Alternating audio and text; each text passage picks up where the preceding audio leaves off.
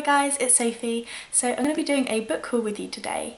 It's actually my birthday tomorrow. I'm turning 23, which is kind of mad. It's slightly snuck up on me. But I like to try and treat myself at my birthday, and I expect like a lot of you. And what I decided to do this year was to go to the bookshop and not give myself a sort of limited budget when I first sort of do when I go in, and just to pick up what I thought was interesting and do that for a present to myself. So I've got a number of books I'm going to show you today that I'm really excited to read and to share with you all.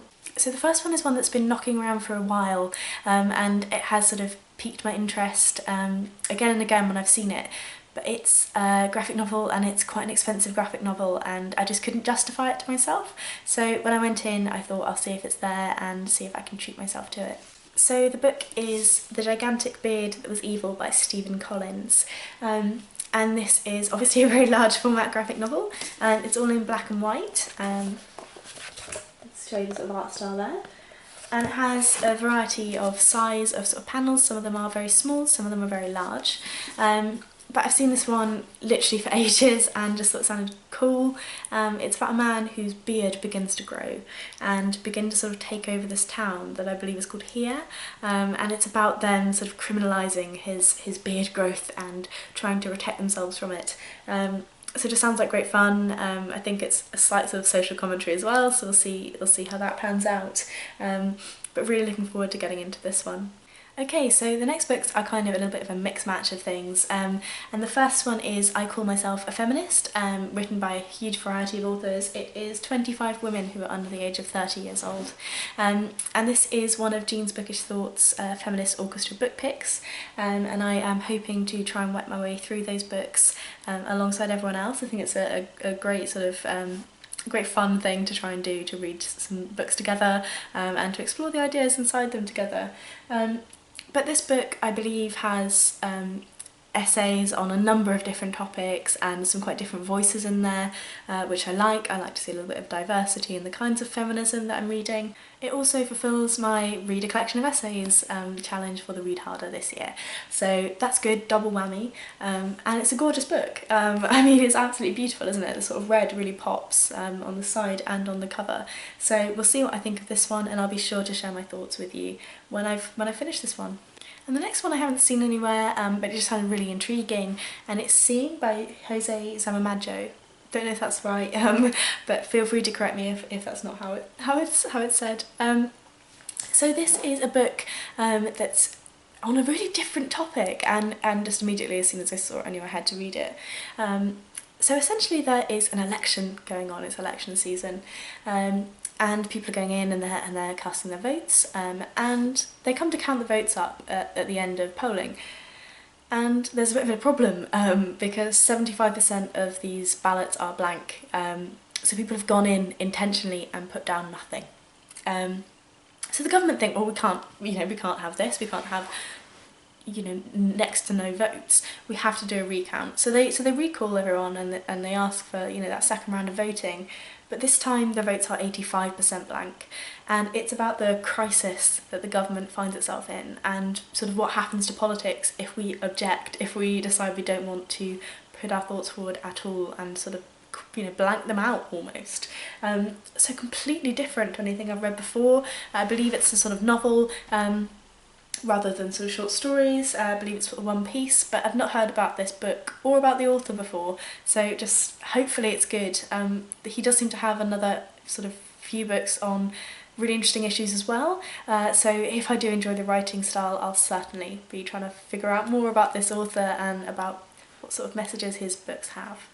And then the next one I have is a non-fiction book, and that is The Glass Cage by Nicholas Carr. So this one is about sort of the automation that we sort of come across in our day-to-day lives and what can happen when it fails in the most catastrophic manner. So it sort of talks about plane crashes where the autopilot has switched off and no one in the cockpit really knows what to do when that happens, or GPSs that drive people into lakes, that old sort of fear. So it's talking about our relationship with technology and the automated processes that make our days easier, and what problems can we come across if we do entrust a lot of our sort of safety and sort of safe measures in systems that are automated and can have technical errors. I think I was really drawn in by the cover. I think it's a really clever idea, sort of having the blood out of the glass cage, and then who needs humans anyway? So this one just sounded, you know, quite different, and I do think that it's important to look at technology every now and again and recognise what kind of things can be of a detriment to us, rather than always just looking at the benefits. I'm not someone who thinks that we should pull back on technology. I do think technology is amazing and that automation is also amazing, but just seeing what kind of errors are there and what risks do we take when we entrust day-to-day activities to things that don't have a sense of right and wrong. And then the next one I saw on Robotnik's channel, and that one is Shame and Wonder by David Searcy. Searcy? But this is a collection of essays that's written by a man who is sort of talking about Texas and talking about sort of ranching in Texas and rural life, and also speaking about sort of larger ideas as he goes through.